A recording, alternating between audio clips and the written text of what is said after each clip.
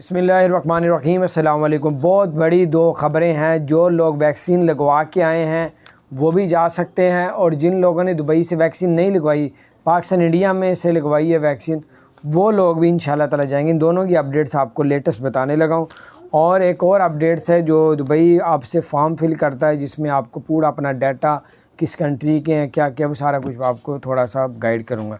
सबसे पहले तो गुजारिश है, अगर आपने हमारे चैनल को सब्सक्राइब नहीं किया ज़रूर सब्सक्राइब कर दें, बेल आइकन को भी प्रेस कर दें ताकि नई सी अपडेट्स आप तक पहुंचती रहें।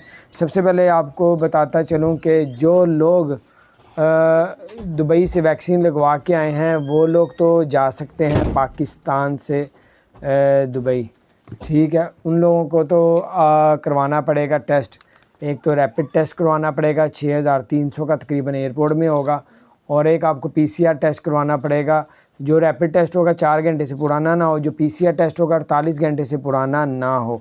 उसके अलावा आपको बताते चलें कि आपके पास अल हुसैन ऐप भी होनी चाहिए, और आपके पास GTRF और ICA की अप्रूवल जो है, अलग अलग जहाँ के भी आप हैं वहाँ की। GTRF के हैं तो दुबई के हैं तो आप GTRF की अप्रूवल लेनी, या दुबई के अलावा किसी और रियासत के हैं तो फिर ICA की अप्रूवल लेनी पड़ेगी।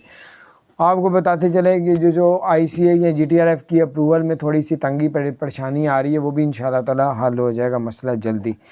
आपको ये भी बताते चलेंगे, जो लोग दुबई से वैक्सीन नहीं लगवा के पाकिस्तान इंडिया से लगवाई है, तो इंशाल्लाह ताला वो 15 अगस्त से के बाद जो है वो इंशाल्लाह उनके लिए भी खुशखबरी आ जाएगी, वो लोग भी चले जाएंगे दुबई। तो ये मैं अपने पास से आपको एक इन्फॉर्मेशन दे रहा हूँ। जिस तरह मैंने आपको 1 महीना पहले कहा था कि अगस्त में जो है ना इंशाल्लाह फ़्लाइटें ओपन हो जाएंगी, और इसी तरह ही वो अगस्त में फ़्लाइटें ओपन हो, इसी तरह मैं आपको अपनी तरफ से कह रहा हूँ।